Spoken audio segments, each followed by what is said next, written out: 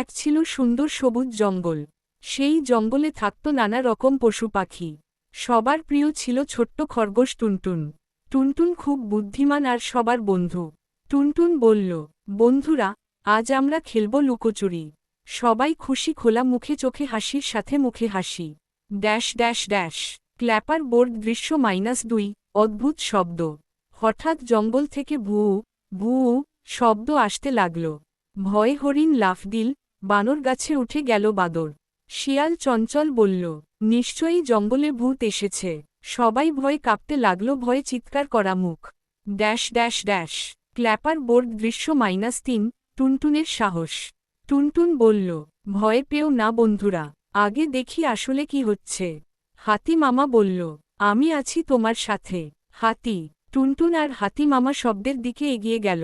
Dash dash dash. Clapper board দৃশ্য -4।